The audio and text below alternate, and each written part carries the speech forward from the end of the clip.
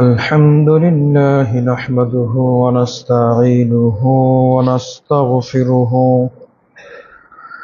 ونؤمن به ونتوكل عليه ونعوذ بالله من شرور أنفسنا ومن سيئات أعمالنا من يهده الله فلا مضل له ومن يضلله فلا هادي له ونشهد أن لا إله إلا الله وحده لا شريك له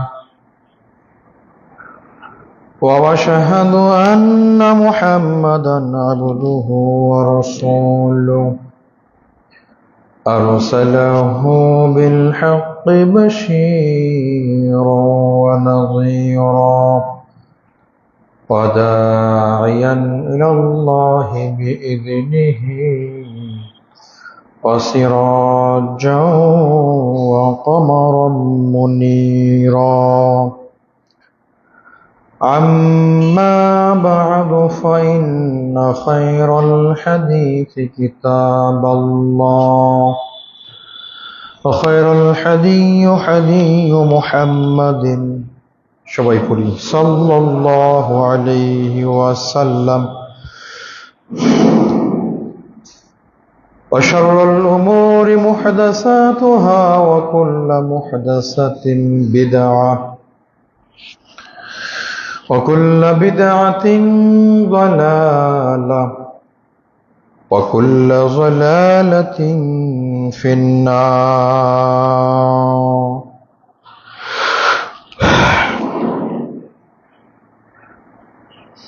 فأعوذ بالله من الشيطان الرجيم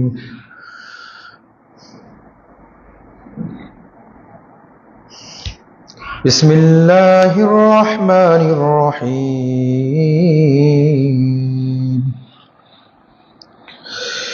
إنما يريد الشيطان أن يوقع بينكم العداوة والبغضاء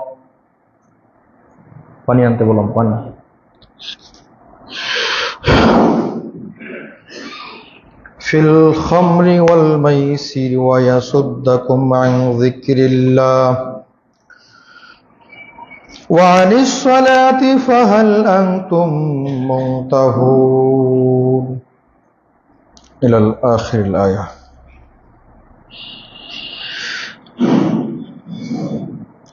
عن أبي هريرة رضي الله تعالى عنه قال قال رسول الله صلى الله عليه وسلم الإيمان بضع وسبعون أو بضع وستون شعبة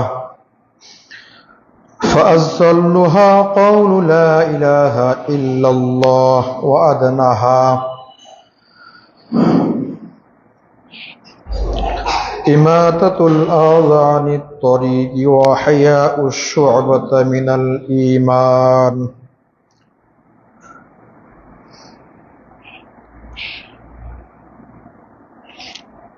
رواه مسلم.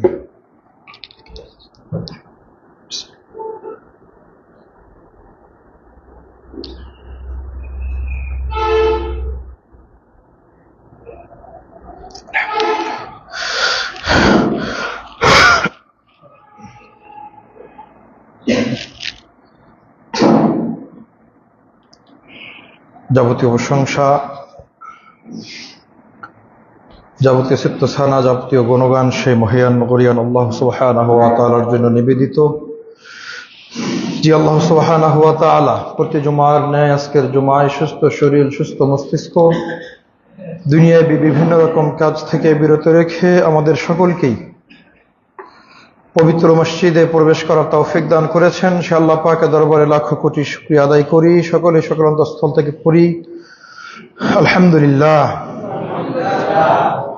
দরুদ ও সালাম বর্ষিত হোক প্রিয় নবী জনাব মুহাম্মদ রাসূলুল্লাহ সাল্লাল্লাহু আলাইহি ওয়াসাল্লাম যে নবীর বিধানকে আনিত বিধানকে প্রতিষ্ঠা করে আমাদের জীবনের প্রধান এবং প্রথম লক্ষ্য, যে নবীর পথ অনুকরণ করলে আপনার আমার জন্য রয়েছে পরকালীন সফলতা, সে নবীর উপর দরুদ ও সালাম বর্ষিত হোক। সকলে মুহাব্বতের সাথে পড়ি সাল্লাল্লাহু আলাইহি ওয়াসাল্লাম। সম্মানিত উপস্থিতি, সংক্ষিপ্ত খুতবার ধারাবাহিক আলোচনার বিষয় মুসলমানকে কষ্ট দেওয়ার পরিণতি পর্ব 6। উল্লিখিত বিষয়ের উপরে তথ্যবহুল প্রামাণ্য আলোচনা পেশ করার চেষ্টা করব ইনশাআল্লাহুল আজিজ। আমরা ইতিপূর্বে 5টি জুমায় আলোচনা পেশ করেছি মুসলমানকে কষ্ট দিলে মানুষে কি পরিণত হতে পারে। কষ্ট দেওয়া কিছু মাধ্যম আমরা উল্লেখ করেছি 2 ভাগে। একটা হচ্ছে কর্মের মাধ্যমে মানুষকে কষ্ট দেওয়া, আর একটা কথার মাধ্যমে কষ্ট দেওয়া। আমরা এখন যেখানে আলোচনা পেশ করছি সেটা হলো কর্মের মাধ্যমে, কাজের মাধ্যমে মানুষকে কষ্ট দেওয়া। তার 4টা মাধ্যম আমরা ইতিপূর্বে উল্লেখ করেছি। আজকে আমরা 5ম নম্বর মাধ্যম, যে কাজের মাধ্যমে মানুষকে কষ্ট দেয়, 5ম নম্বর মাধ্যম হচ্ছে মানুষের রাস্তা বন্ধ করে দেওয়া। মানুষের চলাচলের রাস্তা বন্ধ করে তাদের কি কষ্ট দেওয়া কোনোভাবেই উচিত নয়। প্রতিবেশীর সাথে দ্বন্দ্ব প্রতিটা প্রতিবেশীর হয়ে থাকে, তাই বলে প্রতিবেশীর চলার রাস্তা আপনি বন্ধ করে দিবেন, এটা ইসলাম সমর্থন করে না। ঠিক তেমনি ভাবে নেতানেত্রী রাস্তা দিয়ে যাবে, এই কারণে আগে থেকেই রাস্তাকে বন্ধ করে দিয়েও মানুষের চলাফেরা বিঘ্ন করা ইসলাম সমর্থন করে না। ঠিক একইভাবে মানুষের উচিত মানুষের চলাচল রাস্তাকে সুগম করে দেওয়া, সহজ করে দেওয়া, মানুষের চলাচলের রাস্তাকে পরিষ্কার করে দেওয়া। এটা ঈমানের একটি শাখা। হাদিসে এসেছে, রাসূলুল্লাহ সাল্লাল্লাহু আলাইহি ওয়াসাল্লাম বলেছেন, আবু হুরায়রা রাদিয়াল্লাহু তাআলা আনহু হাদিসটা বর্ণনা করেন, আল ঈমানু বিজউ ওয়া সাবউনা আও বিজ। রাসূল সাল্লাল্লাহু আলাইহি ওয়াসাল্লাম বলেছেন, ঈমানের 60 অথবা 70টি শাখা রয়েছে। ওয়া সিত্তুনা শুবা, 60 অথবা 70টি শাখা ঈমানের রয়েছে। তার মধ্যে ফাজলুহা কাউলু লা ইলাহা ইল্লাল্লাহ, সবচেয়ে বড় যে ঈমানের শাখা সেটা হচ্ছে এই সাক্ষ্য প্রদান করা যে আল্লাহ ছাড়া কোনো ইলাহা নাই। এই সাক্ষ্য প্রদান করা হচ্ছে ঈমানের সবচেয়ে বড় শাখা। ওয়াদানাহা ইমাতাতুল আযা আনিত তরিক, আল্লাহ রাসূল সাল্লাল্লাহু আলাইহি ওয়াসাল্লাম বলছেন ঈমানের সবচেয়ে নিম্ন শাখাটি হলো রাস্তা থেকে, চলাচল রাস্তা থেকে কষ্টদায়ক যে জিনিসগুলো পড়ে আছে এগুলো সরিয়ে ফেলা।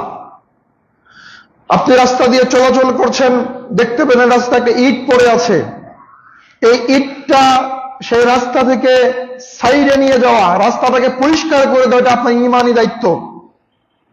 এর ঈমানের সর্বনিম্ন শাখা। ওয়াল হায়াউ শুবাতু মিনাল ঈমান, এবং আল্লাহ নবী সাল্লাল্লাহু আলাইহি ওয়াসাল্লাম বলছেন লজ্জাশীলতাও ঈমানের একটি অঙ্গ, লজ্জাশীলতাও ঈমানের একটি শাখা।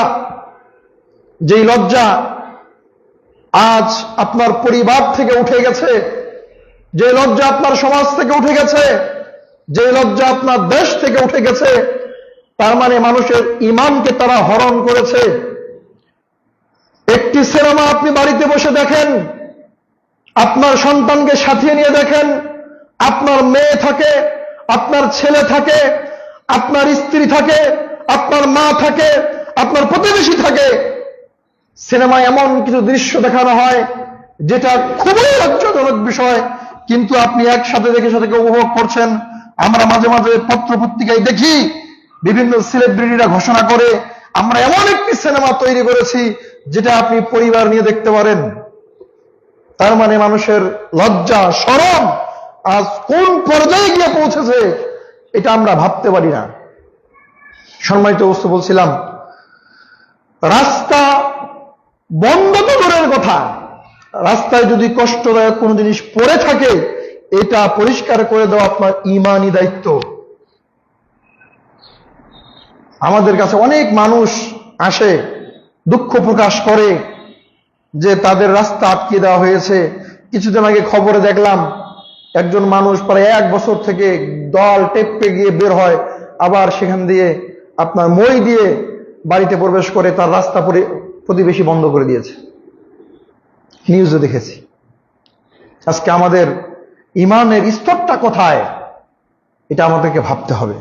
সম্মানিত উপস্থিতি, রাসূল সাল্লাল্লাহু আলাইহি সাল্লাম আরো বলছেন, আবু যার রাদিয়াল্লাহু তাআলা হাদিসটা বর্ণনা করেন, তিনি বলেন রাসূল সাল্লাল্লাহু আলাইহি সাল্লাম বলছেন, ক্বালা উরিদাত আলাইয়া আমালু উম্মতি হাসানুহা ওয়া সাইয়্যুহা।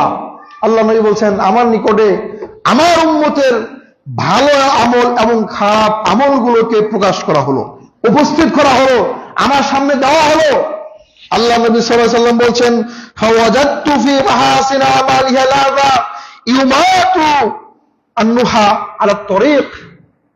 আল্লাহ নবী সাল্লাল্লাহু আলাইহি সাল্লাম বলছেন, আমি প্রথমে ভালো আমল দেখলাম যে আমার উম্মতের ভালো আমল কি। আমি আমার উম্মতের ভালো আমলের মধ্যে একটা আমল দেখলাম, সেটা হচ্ছে আমার উম্মত রাস্তা দিকে কষ্টদায়ক জিনিসকে সরিয়ে দেয়। সুবহানাল্লাহ বলবেন না? কথা বুঝতে পারেননি মনে হয়।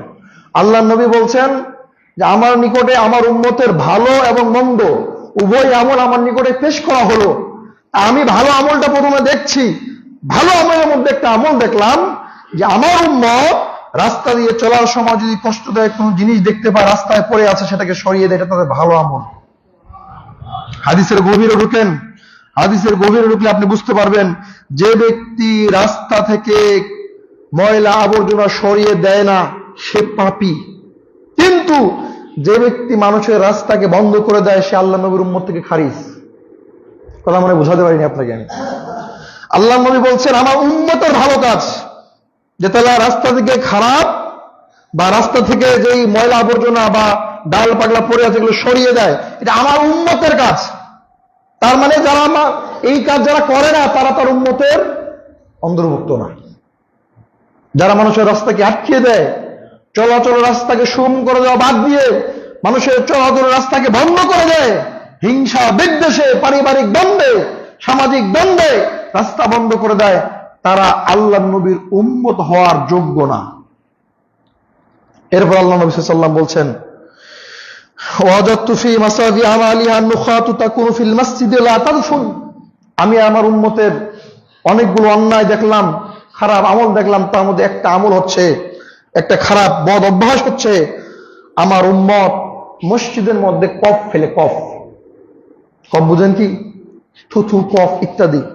আমার উম্মত এতটাই নিমক হারাম তাদের অন্যায় কাজ, তারা তাদের ইবাদত খানায়, তাদের মসজিদে কফ ফেলে। আল্লাহ নবী সাল্লাল্লাহু আলাইহি ওয়াসাল্লাম কঠোর ভাষায় নিষেধ করলেন, খবরদার তোমরা মসজিদে কখনো কফ ফেলো না। যদি আপনার নামাজ আদায়রত অবস্থায় কফ চলে আসে, থুতু চলে আসে, ফেলার প্রয়োজন হয়, তাহলে বাম হাত দিয়ে সেটাকে পরিষ্কার করে নিতে হবে, কাপড় দিয়ে সেটাকে পরিষ্কার করে নিতে হবে, কিন্তু এটা মসজিদের মধ্যে আপনি ফেলতে পারেন না। এই শিক্ষা আপনার শিশুদেরকে ছোট থেকে দিতে হবে। এই শিক্ষা ছোট্ট থেকে আপনার পরিবারকে শিখাতে হবে, যাতে করে বড় হয়ে তারা এই কাজ না করে। মিশকাত 709, মুসলিম 5553 বর্ণিত হয়েছে। সম্মানিত উপস্থিতি, তাহলে আমরা এখানে একটা ভালো আমল পেলাম, একটা খারাপ আমল পেলাম। ভালো আমলটা কি? রাস্তা দিয়ে যখন হাঁটবেন একটা ইট পড়ে আছে, একটা ডাল পড়ে আছে বা কষ্টদায়ক কোনো জিনিস পড়ে আছে, আপনি দেখেছেন, আপনি পার হয়ে যাচ্ছেন, আপনাকে চিন্তা করতে হবে আমার পিছনে যে ভাই আসছে সে এটাকে দেখতে নাও পারে, এর কারণে দুর্ঘটনা ঘটতে পারে। আমরা অনেক সময় দেখি রাস্তার ধারে যে বাঁশ ঝাড়গুলো আছে, অনেক বাঁশ রাস্তায় হেলে থাকে, এতে করে দেখা যায় রাত্রে চলতে গিয়ে অনেক মানুষের চোখে বা মাথায় এটাকে আঘাত লাগে, অনেক ক্ষতি হয়ে যায়। আপনার বাড়ির কাছে এই বাঁশটা ঝুলে আছে, আপনার ঈমানি দায়িত্ব সেই বাঁশটা সেখান থেকে পরিষ্কার করে দেওয়া। সম্মানিত উপস্থিতি, এজন্য আমরা বলছিলাম যে মানুষকে কষ্ট দেওয়ার যে একটি কর্ম, সেটি হচ্ছে মানুষের রাস্তা বন্ধ করে দেওয়া। আর যখনই আপনি মানুষের রাস্তাকে বন্ধ করে দিবেন, তখন আপনি আল্লাহ নবী উম্মত যথার্থ মর্যাদায় উম্মত হতে পারবেন না। অতএব এই কাজ থেকে আমাদেরকে অবশ্যই অবশ্যই বিরত থাকতে হবে। 6 নম্বরে আসেন, মানুষকে কষ্ট দেওয়ার 6 নম্বর কাজের মাধ্যম সেটি হলো মানুষকে অভিশাপ দেওয়া। মানুষকে কি দেওয়া? অভিশাপ দেওয়া। এটা তো আমাদের ঘরে ঘরে প্রচলিত আছে। একটু রাগ উঠতেই, একটু কথা কাটাকাটি হতেই আমরা একের উপর আরেকজনকে অভিশাপ দিয়ে থাকি। আমরা বলি আল্লাহ তো ধ্বংস করুক, আল্লাহর গজব পড়ুক ইত্যাদি বিভিন্ন ভাষায় আমরা মানুষদেরকে অভিশাপ দিই। কোন মানুষকে অভিসম্পদ করা উচিত নয়, কেননা এটা মানুষকে অত্যন্ত কষ্ট দেয়। আর অভিসম্পদ করা মুমিনের বৈশিষ্ট্য নয়। যে ব্যক্তি নিজেকে মুমিন দাবি করবে, এই ব্যক্তি মানুষকে অভিশাপ দিবে না। ঘটনা থেকে শিক্ষা নিতে হবে। আল্লাহ নবী সাল্লাল্লাহু আলাইহি ওয়াসাল্লাম উহুদের ময়দানে দান্দান মোবারক শহীদ হয়ে গেল, দাঁত পড়ে গেল, দাঁত ভেঙে দেওয়া হলো। এমত অবস্থায় ফেরেশতা এসে জিজ্ঞাসা করলেন, পাহাড়ের ফেরেশতা, আল্লাহ নবী শুধু একবার অনুমতি দেন, একবার অনুমতি দিলে আমি এই পাহাড়কে তাদের উপর চাপিয়ে দিব, তাদেরকে ধ্বংস করে দিব। আল্লাহ নবী সাল্লাল্লাহু আলাইহি ওয়াসাল্লাম তো অভিশাপ দেন নাই। না দেওয়ার আগেই ফেরেশতা এসে জিজ্ঞাসা করছে, আল্লাহ নবী শুধু অনুমতি দেন। আল্লাহ নবী সাল্লাল্লাহু আলাইহি ওয়াসাল্লাম বলছেন, ও ফেরেশতা, যদি আমি আজকে অনুমতি দেই, আজকে যদি তাদেরকে এই পাহাড়ের নিচে পৃষ্ঠে মারা হয়, তাহলে আমি আমার এই তাওহীদের দাওয়াত কার নিকটে পৌঁছাবো? ওরা আমাকে চিনে নাই, আমাকে বুঝে নাই, আমি আবার তাদের নিকটে যাবো, আবার তাদেরকে দাওয়াত দিব, তাওহীদের দাওয়াত তাদের নিকটে পৌঁছাবো। কিন্তু আমি তাকে অভিশাপ দিতে চাই না, আমি তাদেরকে এভাবে পাহাড়ের নিচে পৃষ্ঠে মারতে চাই না। অনুমতি সেই দিন দেন নাই। মুমিনের গুণ হবে এটা, মুমিনের শিক্ষা নিতে হবে এখান থেকে। যত কষ্টই আপনি পান না কেন, আপনি আপনার সন্তানকে, আপনার ভাইকে, আপনার পরিবারকে অন্য কোনো মানুষের উপর চাইলেই অভিশাপ ঠুকে দিতে পারেন না। কারণ অভিশাপ একটা ভয়াবহ জিনিস। কি ভয়াবহ আমরা স্বপ্ন আপনাকে জানাবো। আপনি হরুন সহিহ বুখারী 6105, 6652, সহিহ মুসলিম 110-এ বর্ণিত হয়েছে। রাসূলুল্লাহ সাল্লাল্লাহু আলাইহি ওয়াসাল্লাম বলছেন, ওয়ালানুল মুমিনি কাকাতলি। আল্লাহ নবী সাল্লাল্লাহু আলাইহি ওয়াসাল্লাম বলছেন, ঈমানদারকে লানত করা তাকে হত্যা করার সমতুল্য। কথা বুঝেন নাই মনে হয়? একজন মানুষকে আপনি একটা ঈমানদারকে হত্যা করবেন, হত্যা করলে যে সে যত কষ্ট পাবে, একজন মানুষকে যদি আপনি অভিশাপ দেন ঈমানদারকে, তাহলে সমপরিমাণ কষ্ট হবে। আল্লাহ নবী সাল্লাল্লাহু আলাইহি ওয়াসাল্লাম এজন্য বলছেন, ঈমানদারকে লানত দেওয়া মৃত্যুর সমতুল্য, হত্যার সমতুল্য। মানে হত্যা করা আর লানত দেওয়া একই কথা। আমরা তো কথায় কথায় অভিশাপ দিয়ে দিই, বিশেষ করে পরিবারের মধ্যে ছেলে মাকে দেয়, মা ছেলেকে দেয়, বোনদেরকে দেয় ইত্যাদি, অভিশাপে পরিপূর্ণ হয়ে আছে। বিভিন্ন যে সমস্ত পরিবারগুলো ইসলামিক পরিবার, আদর্শ সন্তান গঠন করেছে, এই পরিবারগুলোতে দেখা যায় যে কোনো কিছু নিয়ে রাগ উঠলেই তাদেরকে অভিশাপ দিয়ে দেয়। অথচ আল্লাহ রাসূলুল্লাহ নিষেধ করেছেন। আল্লাহ নবী সাল্লাল্লাহু আলাইহি ওয়াসাল্লাম বলেছেন, তিরমিজি খুলুন, 2019-এ বর্ণিত হয়েছে, লা ইয়ামবাগি লিল মুমিন আইয়াকুনা লাআনা। মুমিন ব্যক্তি কখনো অভিশাপকারী হতে পারে না। আল্লাহ নবী সাল্লাল্লাহু আলাইহি ওয়াসাল্লাম নাকচ করে দিয়েছেন, যে মুমিন হবে সে অভিশাপকারী হবে না, আর যেসব ব্যক্তি অভিশাপকারী হবে, অভিশাপ সম্পাদনকারী হবে, সে ব্যক্তি মুমিন হবে না। বোঝা যায় মুখে আপনার মিষ্টি কথা, আপনি নিজেকে মুমিন দাবি করছেন, আপনি তাহাজ্জুদ সালাত আদায় করছেন, আবার আপনি মানুষকে অভিসম্পাদ দিচ্ছেন, তাহলে এই মুমিনের গুণ আপনার ভিতরে নাই, আপনি প্রকৃতপক্ষে মুমিন নয়। অথচ আমরা এটা প্রায় করে থাকি, একটু রাগান্বিত হলেই করে থাকি। রাগ উঠলে আপনাকে মাটির দিকে চেয়ে থাকতে হবে, রাগ না কমলে মাটিতে গড়াগড়ি খেতে হবে, এরপরও কোনো মানুষকে অভিশাপ দেওয়া যাবে না। আরেকটা হাদিসে মুমিনের বৈশিষ্ট্য সম্পর্কে রাসূলুল্লাহ সাল্লাল্লাহু আলাইহি ওয়াসাল্লাম বলছেন, তিরমিজি 1977-এ বর্ণিত হয়েছে, লাইসাল মুমিনু বিত্তুআনি ওয়াল লাআনি ওয়াল ফাহিশি ওয়াল বাযী। আল্লাহ নবী সাল্লাল্লাহু আলাইহি ওয়াসাল্লাম প্রায় 4টি গুণ এখানে উল্লেখ করেছেন মুমিনের। একটা হলো, মুমিন কখনো দোষারোপকারী হতে পারে না। যে নিজেকে মুমিন দাবি করবে, এই মুমিন অন্যকে কখনো দোষ দিবে না, দোষারোপকারী হবে না, চেষ্টা করবে এখান থেকে বেঁচে থাকার। 2, তাদের গুণ হবে নিন্দাকারী হবে না, মানুষকে নিন্দা করবে না, যে কোনো বিষয়ে মানুষকে নিন্দা করবে না, নিন্দা থেকে বেঁচে থাকবে, এটা হচ্ছে মুমিনের গুণ। 3, আল্লাহ নবী সাল্লাল্লাহু আলাইহি ওয়াসাল্লাম বলছেন, মুমিন কখনো অভিসম্পাদকারী হতে পারে না। যে মুমিন হবে সে কখনো মানুষকে অভিশাপ দিবে না। তারপরে বলছেন 4, সে অশ্লীল ভাষী এবং কটুভাষী হবে না।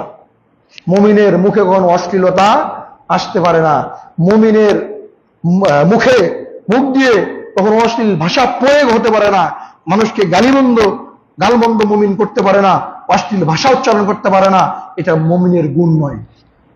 বুঝতে হবে যে আপনি তাহাজ্জুদ পড়ার পরেও, আপনি সালাত আদায় করার পরেও, সিয়াম রাখার পরেও যদি আপনি মুখ দিয়ে অশ্লীল ভাষা ব্যবহার করেন, অশ্লীল ভাষা মানুষকে বলেন, তাহলে বুঝতে হবে যে আপনি প্রকৃতপক্ষে মুমিন নয়।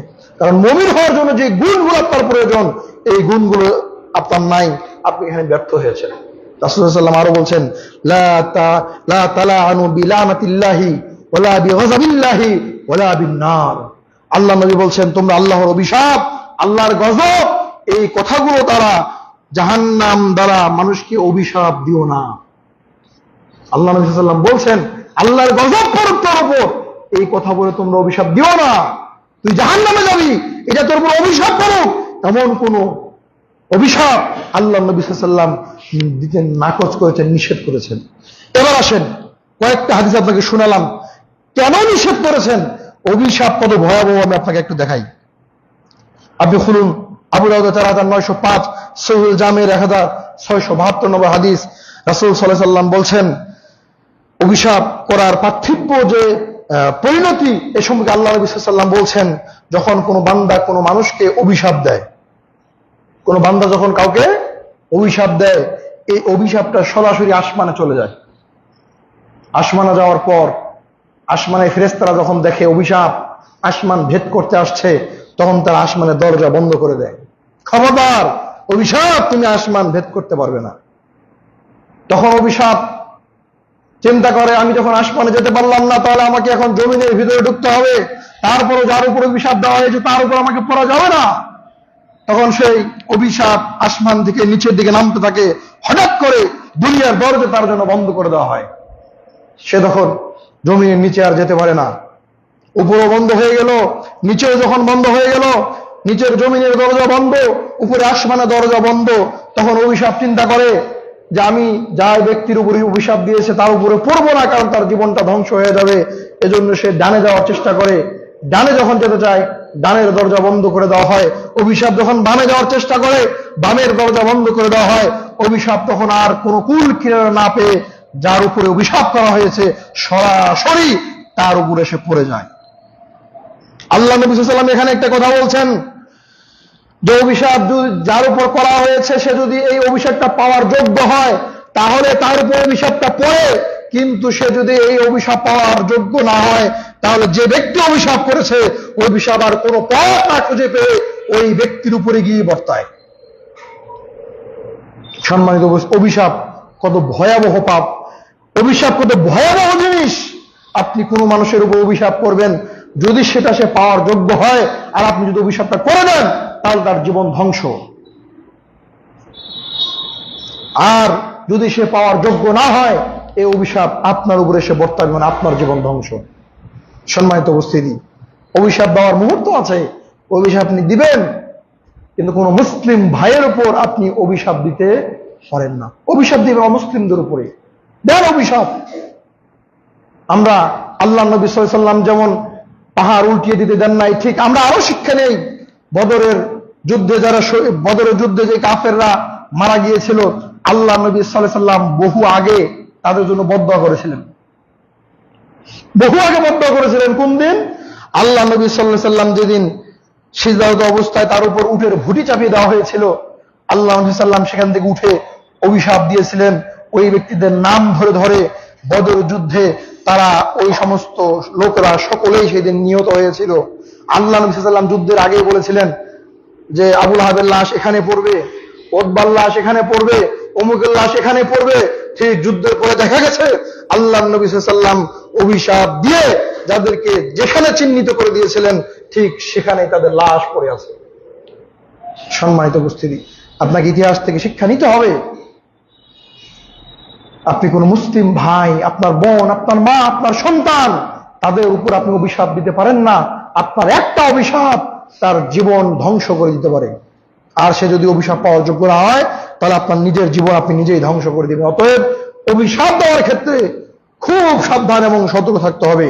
সম্মানিত উপস্থিতি, অভিশাপ করার পরকালীন পরিণতি সম্পর্কে সাল্লাল্লাহু আলাইহি ওয়াসাল্লাম বলছেন, লা ইয়াকুনাল্লাহু ওয়া শুফা ওয়া শুহাদা ইয়াউমাল কিয়ামা।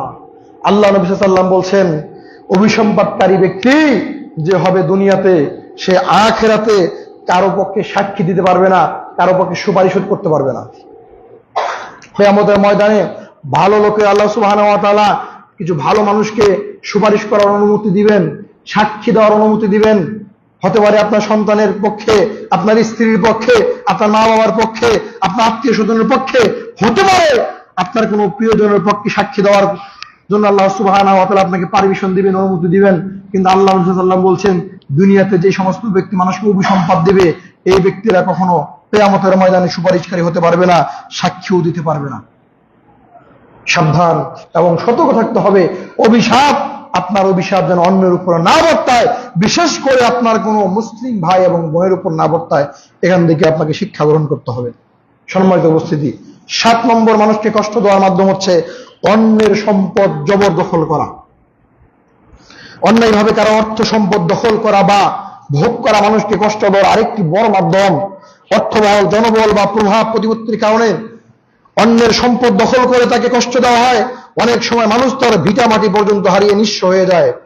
ফলে যে সে নিঃস্ব হয়ে মানবতার জীবন যাপন করে। অপরদিকে জবরদখলকারীরা যারা তাদের সম্পদকে অন্যায়ভাবে জবরদখল করে, তারা সমাজে বুক ফুলিয়ে চড়ে।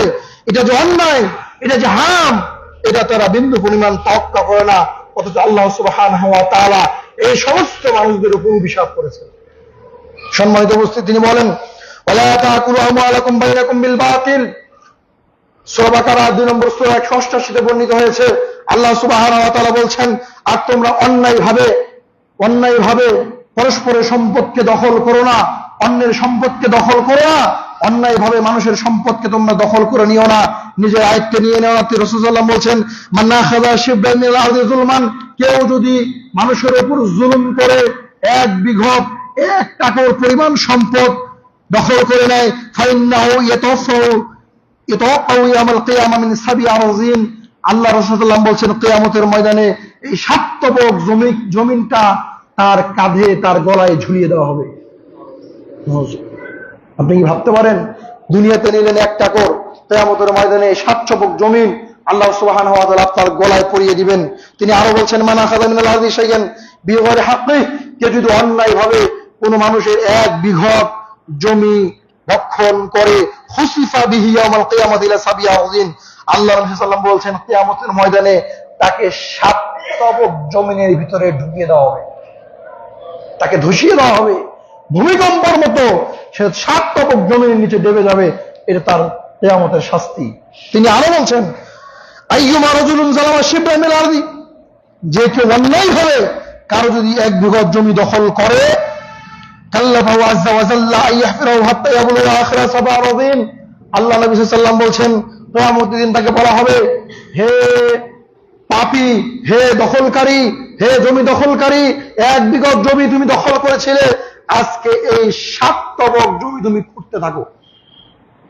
তাকে খুঁড়তে দেওয়া হবে, সে খুঁড়তে থাকবে, খুঁড়তে থাকবে, খুঁড়তে থাকবে, কতদিন চলে যাবে খুঁড়তে, কিন্তু তাকে বাধ্য করা হবে একদম প্রথম থেকে 7 তবক জমি পর্যন্ত সে খুঁড়বে। যখন খোঁড়া শেষ, সুম্মা ইয়াতাওয়াক্কাহু ইলা ইয়াউমিল কিয়ামাতি হাত্তা ইয়াখযা বাইনান নাস। আল্লাহ নবী সাল্লাল্লাহু আলাইহি ওয়াসাল্লাম বলছেন, যখন তার খোঁড়া শেষ হয়ে যাবে, তখন আল্লাহ তাআলা সেটাকে উঠিয়ে তার গলায় ঝুলিয়ে দিবেন।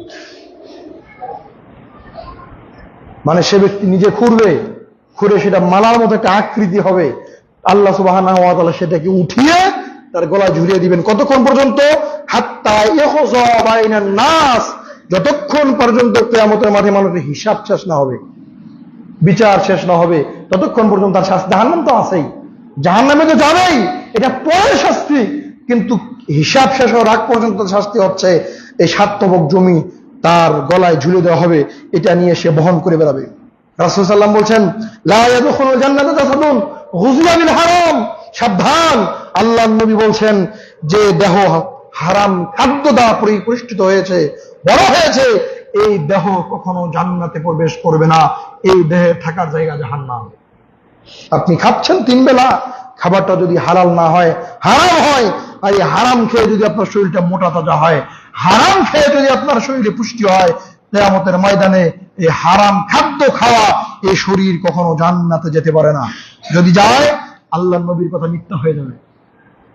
খুব সাবধান। খাদ্য খাওয়ার পূর্বে লোকমাটা হাতে নিয়ে চিন্তা করতে হবে, এটা আমার জন্য হালাল নাকি হারাম।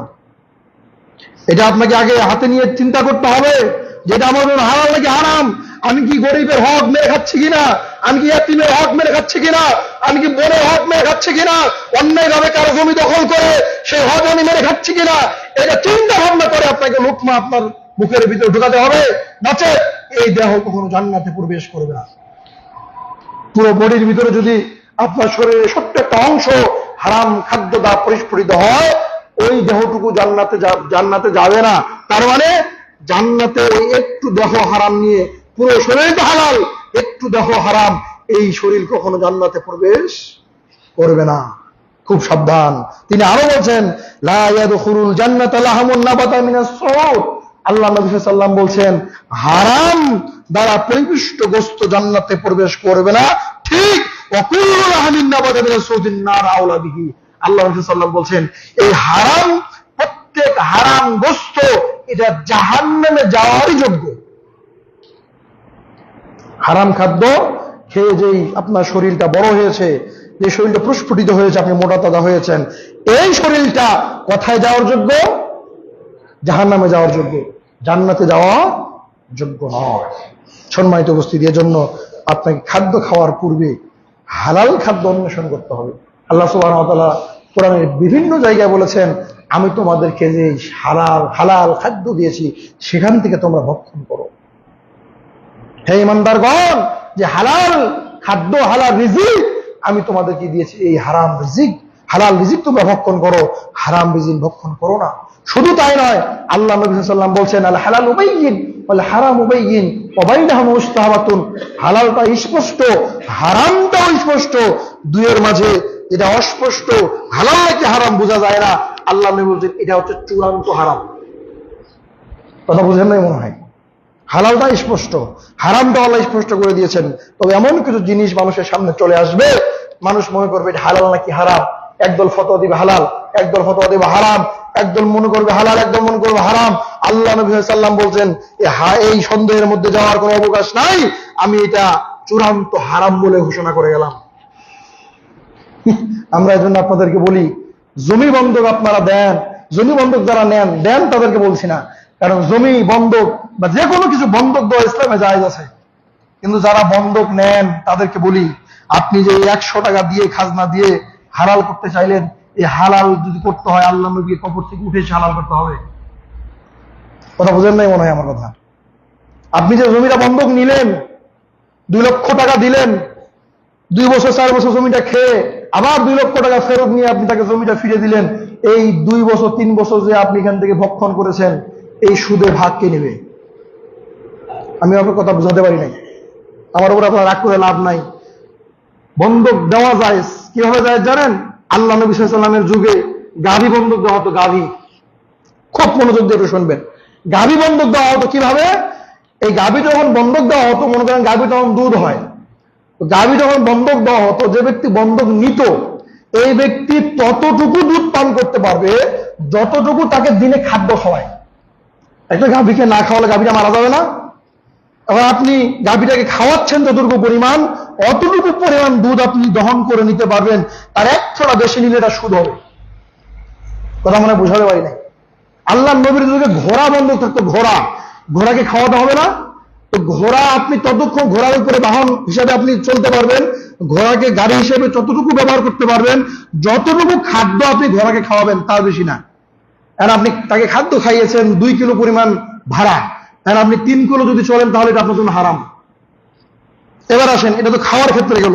এবার আসেন, আল্লাহ নবীর যুগে তলোয়ার বন্ধক থাকতো। তলোয়ার, বলেন কি তলোয়ারকে খাওয়াতে হয়? খাওয়াতে হয় নাকি? এই তলোয়ার যারা বন্ধক নিত, তলোয়ার নিয়ে সুন্দর করে বাড়িতে রেখে দিত, যেদিন টাকা দিবে তলোয়ার নিয়ে যাবে। এই তলোয়ার সে চালাতে পারবে না। কেন? কারণ এই তলোয়ারকে তাকে খাওয়াতে হয় না। এই তলোয়ার দিয়ে যদি একটা ঘাসও কাটে তাহলে এটা তার জন্য হারাম। এবার আপনি বলেন, আপনি যে জমিটা বন্ধক নিলেন, এই জমিটা যে আপনি খাচ্ছেন একদিন, 2 দিন, 1 বছর, 2 বছর, 2 বছর পরে আবার টাকাটা ফেরত নিলেন, এই 2 বছর জমিকে কি খাওয়াতে হয়? জমি যদি পতিত পড়ে থাকে, জমি কি নষ্ট হয়ে যাবে না মরে যাবে? আপনি বন্ধক নেন, নিয়ে চুক্তি হিসাবে তাকে টাকা দেন, কোনো সমস্যা নাই। টাকা 10 টাকার জায়গায় 5 টাকা দেন, কোনো সমস্যা নাই। কিন্তু এই ফটো আপনি কোথায় পেলেন যে বাৎসরিক খাজনা দিয়ে আপনার জমি বন্ধক হালাল হয়ে গেল? এটা হালাল করতে হলে আল্লাহ নবীকে তো আবার কবর থেকে উঠে এসে হালাল করে দিয়ে যেতে হবে। আল-ইয়াউমা আকমালতু লাকুম দীনাকুম ওয়া আতমামতু আলাইকুম নি'মাতি। বিদায় হজের ভাষণে আল্লাহ নবী বলে গেছেন, আজকে আমি দিনকে পরিপূর্ণ করে দিয়ে গেলাম, দিনকে পরিপূর্ণ করে দিয়ে গেলাম। এরপরে নতুন করে দিনের ভিতরে ঢুকানোর কোনো অবকাশ নাই। 1 গ্লাস পানি আপনি নিয়েছেন ভর্তি, এই 1 গ্লাস পানি নেওয়ার পরে যদি আরো পানি ঢালেন, পানিটা কি থাকবে? ঠিক ইসলাম পরিপূর্ণ, ইসলামকে আল্লাহ নবী সাল্লাল্লাহু আলাইহি ওয়াসাল্লাম পরিপূর্ণ করে দিয়ে গেছেন আল্লাহ সুবহানাহু ওয়া তাআলা ওহীর বিধানের মাধ্যমে। এরপরে আপনি যত নতুন কিছু এর মধ্যে ঢালেন না কেন, সেটা ওখানে আর থাকবে না, উচ্ছিষ্ট হয়ে বাইরে পড়ে যাবে। অতএব সাবধান থাকতে হবে। ভক্ষণ করতে হলে জমিন বন্ধক নিয়ে এর চাল খেয়ে ভাত খেয়ে ইবাদত করলে ইবাদত কবুল হবে না। আমি আপনাকে চ্যালেঞ্জ করলাম, আপনি এসে আমার সামনে দলিল পেশ করেন। আপনি জমির বন্ধক নিয়েছেন, এটা নিয়ে যদি ভাত খান, এটা খেয়ে ইবাদত করেন, তাহলে আপনার দেহটা হারাম দ্বারা বড় হচ্ছে। এই দেহ ইবাদত করলে এই ইবাদত আল্লাহর দরবারে কবুল হতে পারে না, এই কথাই চূড়ান্ত। আল্লাহ সুবহানাহু ওয়া তাআলা যেন আমাদেরকে তৌফিক দান করেন, হারাম থেকে বেঁচে থাকা সকল আল্লাহুম্মা আমিন। আজকের এই 6 পর্বের আলোচনা আমরা এখানে ইতি টানছি। 8 নম্বরে মানুষ হত্যা করা। অন্যায়ভাবে কারো মানুষকে হত্যা করা যাবে না। আমরা এর ব্যাখ্যায় যাচ্ছি না, এর ব্যাখ্যায় গেলে আমাদের অনেকটা সময় নিয়ে যাবে। শুধু আপনাকে পয়েন্টটা বলে দিলাম, মানুষকে হত্যা করা এটা মানুষকে কষ্ট দেওয়ার বড় একটা মাধ্যম। একজন মানুষকে যখন আপনি হত্যা করবেন, জবাই করে দিবেন, কষ্ট পাবে না? যখন সে কষ্ট পাবে, আপনার জন্য জান্নাত হারাম হয়ে যাবে। শুধু এতটুকু বলে আল্লাহ সুবহানাহু ওয়া তাআলা বলছেন, কেউ যদি অন্যায়ভাবে কোনো মানুষকে হত্যা করে, একজন মানুষকে হত্যা করলে গোটা পৃথিবীর মানুষকে হত্যা করা হবে। গোটা পৃথিবীর মানুষকে হত্যা করলে যত পাপ, একজন মানুষকে অন্যায়ভাবে হত্যা করলে সম পরিমাণ পাপ। দুনিয়ার মধ্যে একজন মানুষকে যদি আপনি বাঁচিয়ে দেন, তাহলে গোটা পৃথিবীর মানুষকে বাঁচালে যত নেকি হবে, একজন মানুষকে বাঁচালে একই নেকি হবে। আল্লাহ সুবহানাহু ওয়া তাআলা যেন মানুষকে কষ্ট দেওয়ার যে মাধ্যম, এই মাধ্যমগুলো থেকে আমাদেরকে হেফাজত করেন সকল। আল্লাহুম্মা আমিন। আল্লাহ তুমি বড় রহমান, তুমি বড় ক্ষমাবান, তুমি বড় দয়াবান। তুমি আমাদের জীবনের সমস্ত পাপকে ক্ষমা করে দিয়ে আমাদেরকে ইহদিনাস সিরাতাল মুস্তাকিমের পথে চলার তৌফিক দান করো সকল। আল্লাহুম্মা আমিন। আল্লাহ তুমি আমাদের সকলকেই পবিত্র রিজিক ভক্ষণ করার তৌফিক দান করো। আল্লাহুম্মা আমিন। আমরা আশ্চর্য হয়ে যাই, জমিন যেই বন্ধকটা আমরা দেই, যারা নিয়ে খাই, এটা তো পাপ, এটা তো অন্যায়, এটা তো সুদ। কিন্তু আমি সমাজে দেখি জমিনই নাই, জমিনের উপর টাকা দিয়ে রেখেছে। জমি থাকলেই হবে না, আর জমিনই নাই, জমিনের উপর টাকা দিয়ে রেখেছে। নাউজুবিল্লাহ। মুসলিমদেরকে এই পাপ থেকে হেফাজত থাকতে হবে। আপনি এটা কথা আছে না যে হাত দিয়ে খায় না চামচ দিয়ে খায়, এই কাজটা এরকম হয়ে গেছে। জমিনের কোনো খবরই নাই, ডেস্টিনির মতো গাছ পড়ে আছে কোথায়, টাকা দিয়ে পরিপূর্ণ। জমিনই নাই, আপনি টাকা দিয়ে মাসে বছরে বছরে সে আপনি জমির উপরে টাকা নিচ্ছেন, কন্ট্রাক্টের টাকা পাচ্ছেন, সম্পূর্ণ সুদ, 100% সুদ, 100% সুদ, 99% না। অতএব এই হারাম ভক্ষণ থেকে আমাদেরকে হেফাজত থাকতে হবে। আল্লাহ তাআলা আমাদেরকে হেফাজত করুন। আল্লাহুম্মা আমিন।